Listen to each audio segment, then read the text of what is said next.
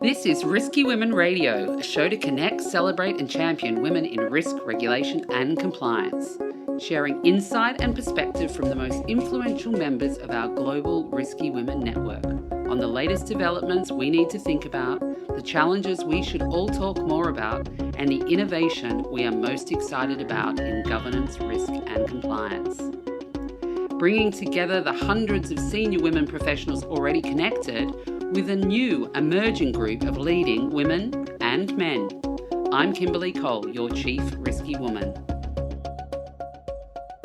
Welcome back to our transformation series on Risky Women Radio, where we will be talking about change, innovation, and taking a look ahead at the views from some amazing risky women on what's next in the world of governance, risk and compliance.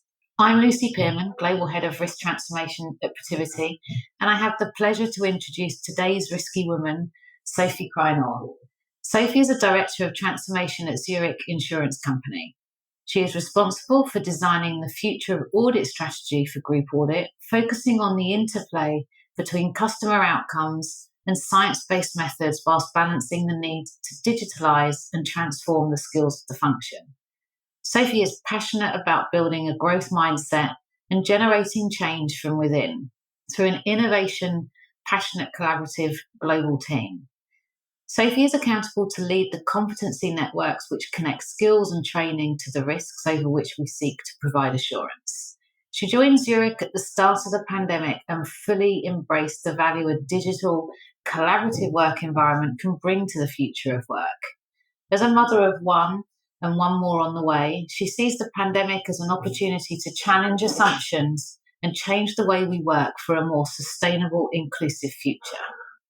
Before Zurich, Sophie spent 12 years working at KPMG, where she was a COO for dynamic risk assessment, focusing on evolving the risk assessment methodology through the connectivity of risk. Prior to this role, she focused on providing assurance, both internal and external services, to the insurance sector in the UK and in Australia. Welcome, Sophie. Thank you. I know I gave a brief bio, but in your own words, Sophie, can you tell us your story? Yeah, I'm happy to. Thank you very much for having me. So when I joined KPMG all those years ago, it was literally days before Lehman Brothers collapsed. And I think that was quite important for my career because everything off the back of it has been dramatic change. Nothing has been stable or the same as we came through one of the biggest financial crises the world has seen. So I came out of university and like many peers was very unsure about what to do. So I thought I'll just join the world of audit as it's a safe place to start, and didn't realise I'll stay for 12 years in that sort of risk assurance space. At the time, before Lehman collapsed, I desperately wanted to go into the cool world of banking, but ended up in the insurance sector, and actually was one of the best gifts that was given to me because it really opened up the world of how to think differently around risk and how to think about providing assurance and safety nets for the world off the back of it. So I really felt that an industry had much more purpose than simply maybe the banking industry, maybe alluded to it at the time. So that for me was a great start to a career. The rest of the story really based around taking a wholeheartedly committed approach to saying yes to any opportunity that came about, and probably said yes to too many things at each time. But I was really fortunate to start my career in a company that was so varied, from doing everything from learning the trade of external audit through doing some debt listings and large tenders, lots of international exposure, and also working with a young cohort of people. And I think all of that came off the back of living in a world of change and lots of different things going on that needed assurance provided them and responding to risk environment. KPMG also not only provided me a fabulous career, but a lifelong friend, a husband who gave me the opportunity to work overseas, as he is South African Australian, and that's how I ended up living in Australia for a couple of years, which was where my biggest leap in my career was undertaken. When I moved to Australia, I was given the opportunity to be a leader of the insurance audit function. And that's really where I had my first opportunity to really connect people, change management strategy, as well as to the risk topic, and how you can bring those sort of change ideas and leadership together to really drive great outcomes, not only for a business perspective, but also from a risk outcome perspective. I also got to work with an amazing partner called Dr. Andres de Blanche during that time, who really opened my eyes up to the world of data and tech-led thinking, out-of-the-box thinking, academia. And that really, when I took on the role of the COO for dynamic risk assessment, that really started to build some of the future leadership skills and change skills that I do today in my current role.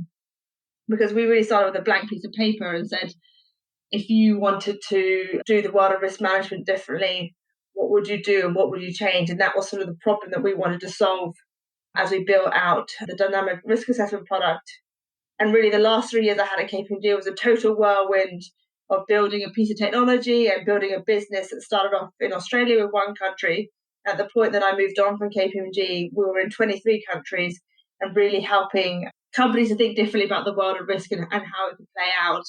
And I think for me, leaving KPMG on a high, we actually put a paper up to the World Economic Forum in Davos back in 2020 now.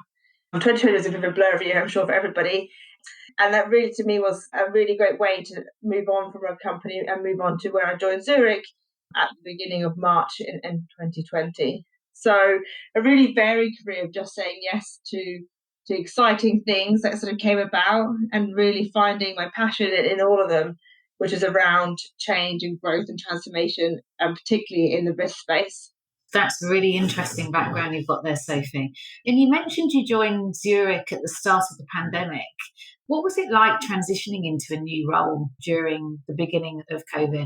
Professionally, I think it was an amazing time to start a new job, especially as someone who has been brought in to transform a function that, in theory, the internal audit world can be quite traditional, but everybody was in this amazing mindset of, well, we have to survive, we have to do something different, because if we can't, then we won't be able to do our job and play the role that we play in the risk environment.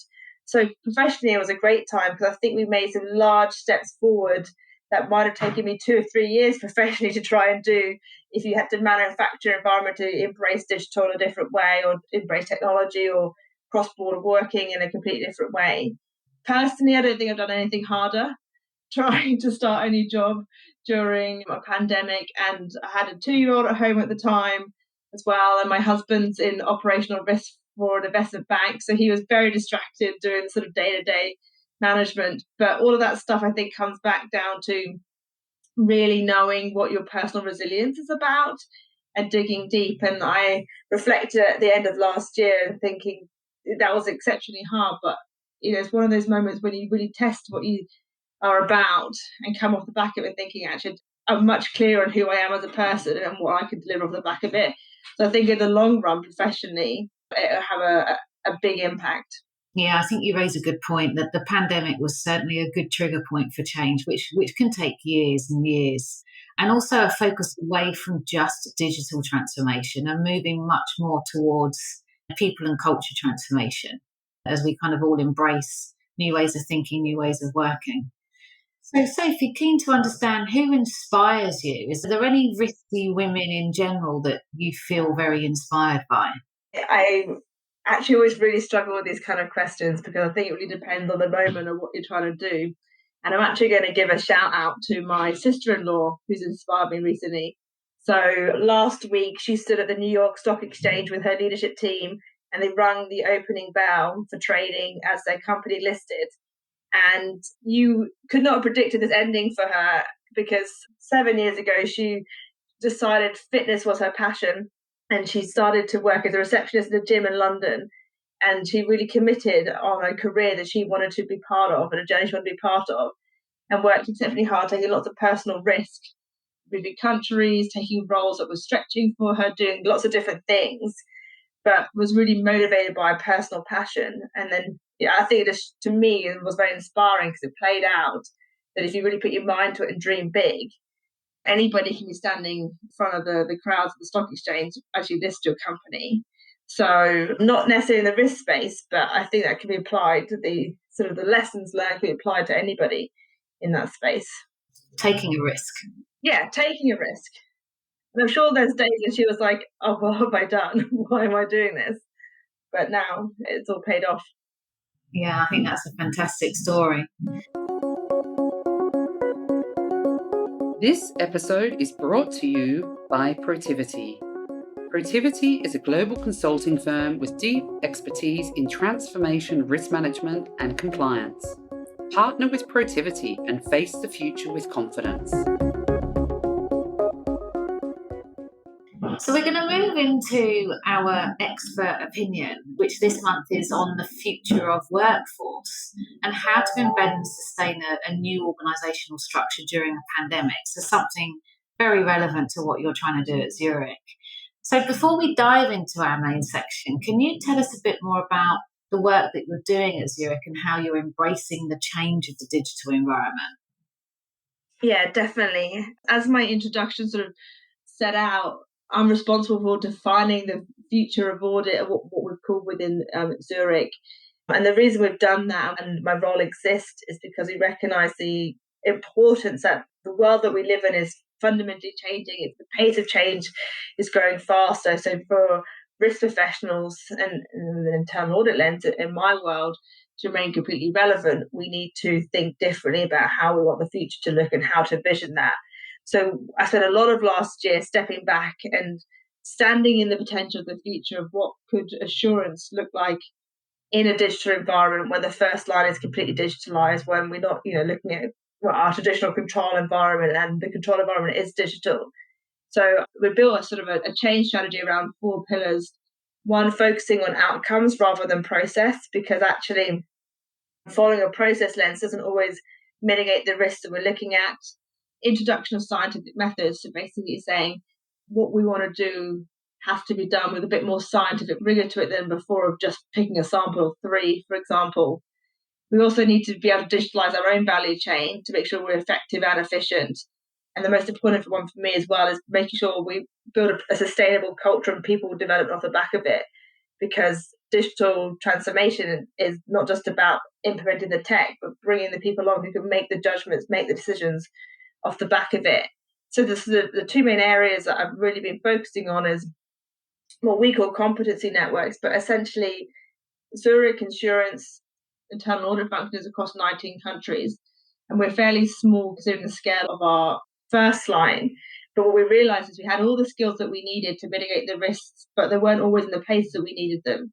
So we've been spending a lot of time building these global collaborative teams based around skills matching to risks and growth opportunities, rather than just be saying, well, this audit needs to be done in the UK, therefore these are the people we've got to pick from.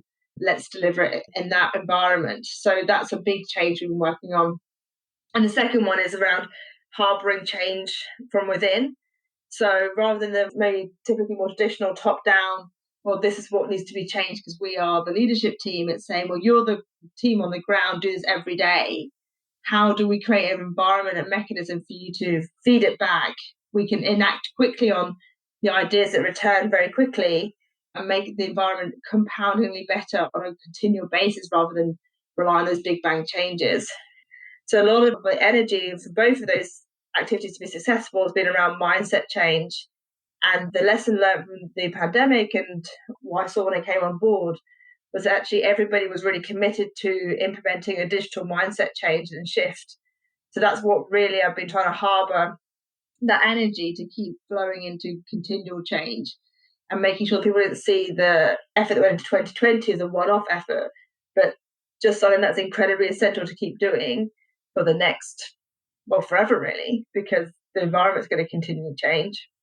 Yeah, you raised some good points, and it's really, I think, a good trigger point for turning the word agile into a mindset and innovation into a mindset rather than a method and having that continuous change. So in your mind, Sophie, in a truly transformed state, in utopia, what does the future workforce look like?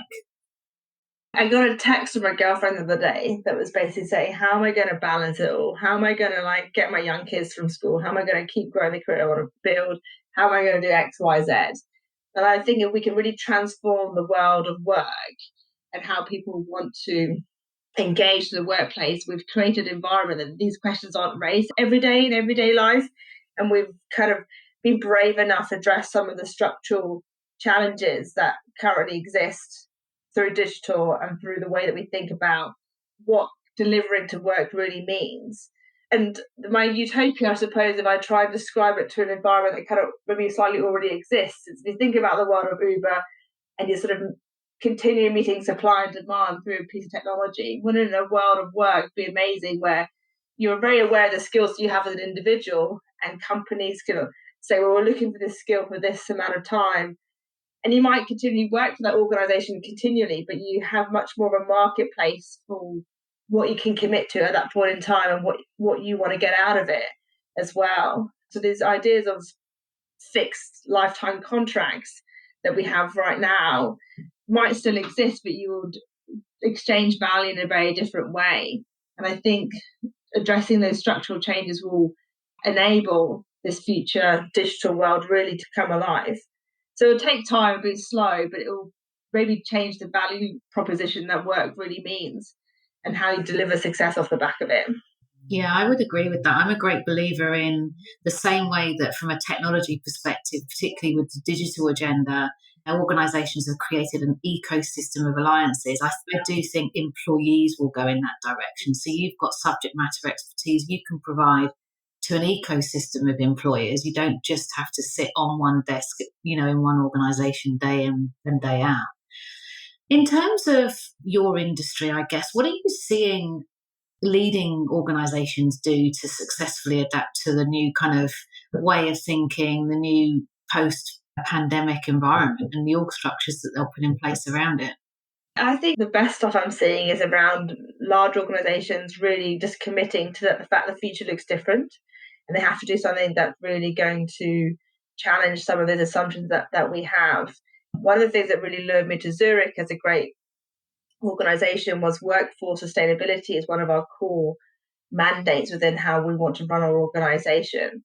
And so you see that, incredibly importantly in the insurance industry, that the risk is wholeheartedly changing, that we need to think differently about how to solve that problem. And so setting up new ways of working in those structures and challenging what we do is really important. And I don't think it's going to be this massive silver bullet, Lucy. I actually think the structures already exist, but it's about picking and choosing between which ones work well for your organization and being comfortable blending them. The network organization you see in the tech industry works really well. The traditional governance structures work really well, but it's knowing when to say this is a more hierarchical outcome we need to employ, or this is a more network outcome we need to employ, because I don't think it has to be as binary as being on either end of the spectrum. It can be a bit of both. Yeah, I think that's a good point. And if we look at it in a slightly different way, as an employee, how do you make sure you maintain your currency in this kind of fast-paced changing environment that we're all starting to work in? Yeah, it may be sort of a really obvious thing to say, but having a curious mind and wanting to build your own skills is critically important. The mega trends of skills aren't going to change over the next 10 years. It's going to be around digital, being data savvy, basic tech enablers like Power BI. They're just going to be part of the day-to-day. And it's not going to be an environment where, I choose not to use it. You have to be able to demonstrate these skills. So I think for employees to really flourish in that environment, it's about picking a way to integrate learning into your everyday activities. So it's not this big, scary thing that you've got to suddenly change, become the best at data science, for example, but say, well, today, every day, for the rest of my career, I'll try something new every day just to see how it plays out. Otherwise, the task is just going to be too big for anybody. I see graduates coming through and I think, wow, I only left university like less than sort of 15 years ago. But the way they think about the world, the way that they solve problems and skills they have is very different to what I have. And then I'm sure the same plays out for 15 years more senior to myself. And so I think everybody in the workforce has to think differently about how they remain relevant. But I think just applying a curious mind and really just wanting to slowly change is really important, and taking it in a compounding way. Very good. So we're going to move into your Rants and Revelations, Sophie. Connecting, celebrating and championing women in risk regulation and compliance, Risky Women Radio takes an intimate look at the rants and revelations of the top women shaping the debate and the industry. From a revelation perspective, what was your light bulb moment? What was the thing that shaped some of the career choices that you've made? When I was junior at KPMG, I used to sort of look at the world of partnership and think it was this magical place with these people with magical skills, and they were just a different breed of people to me. And then I kind of put them on this massive pedestal. But I had a sort of a light bulb moment when I just realised they were people who had committed very hard to a career path and continued to learn and grow, and actually just been doing it longer. Removing that sort of mental hierarchy that is in place has been a real eye-opener for me. And actually, that was sort of my biggest sort of career revelation. And especially as I took on the Zurich role, being one of the more younger members of the leadership team, just recognizing that I was chosen for this role because I had a very different skill set and path.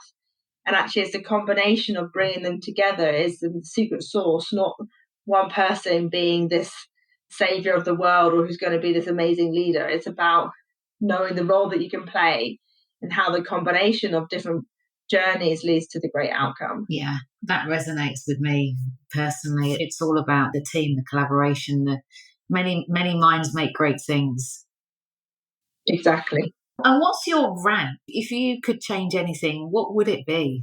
Sorry, it's Sheryl Sandberg, but one of my biggest rants is actually the book Lean In. I feel that women especially, not just in the risk industry, but women in professional who want to have a professional career, have a sort of unimaginable toxic pressure to be incredibly productive at every aspect of their life, from, career progression, raising children, managing a home, all those sort of things. And I just actually think if we could change one thing that was better for everybody, was to put less pressure on women to be everything to everybody, and just saying it's okay that today I'm good at this and tomorrow I've dropped the ball on that, but collectively we're all heading in a positive direction, and we're just being a bit kinder to ourselves. That if I could change anything for women in the workplace, that would be it. Very good. So now for our rapid fire round. Risky Women is a vibrant network at the centre of a global community in a rapidly growing, evolving and influential industry.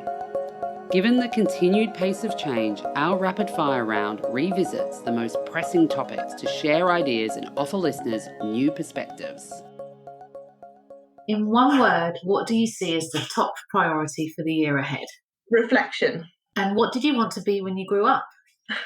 I wanted to be an astronaut. And I feel the dream is closer now that Richard Branson and Jeff Bezos are up there. And how would you describe you in one word? Future focused, if you hyphenate it. Yes. And whom do you most admire? I would say anybody who fully knows their own mind. I would love to sort of have that full confidence of being liberated from that mental ease you have from being truly connected to who you are as a person. And when reflecting on what I wanted to say in this, I realised I spent an unhealthy amount of time reliving outcomes and questioning if I'd done it differently. And I think if you just really knew who you were, that would be a lot easier. And what podcast or book would you recommend to any upcoming risk and compliance or transformation leader? I'm currently reading Noise by Daniel Kahneman, and I would recommend anything on behavioural economics and understanding how people are interacting with the more traditional economic environment around you. It will set you up in a good stead for what's going to come and how to think differently about managing and working in a transformed environment. And what advice would you give to women pursuing careers in financial services and transformation? Transformation is everywhere, and I don't think you need to have the word transformation in your job title to really have a large impact on influencing and changing the world that you live in. So I really would just say, make the most of the opportunity that you see in your day job. Say yes, challenge assumptions, and really just think differently about the world and not be afraid to speak out if you think it could be done better or differently. All very good advice. Thank you for that, Sophie. So that brings this episode of Risky Women Radio to an end, but I'm very excited to continue our transformation series journey Thank you so much, Sophie, for joining us today and for your thoughts and valuable insights. My pleasure. It's been great. Thank you for listening to this exciting episode of Rescue Women Radio to connect, champion, and celebrate women in risk regulation and compliance. I'm Kimberly Cole, based in Hong Kong. For more information on the Risky Women Global Network, head to our website in the episode notes, and please be a part of the ongoing conversation by subscribing to this podcast, connecting with us at Risky Women on Twitter, or even reaching out to me directly by email.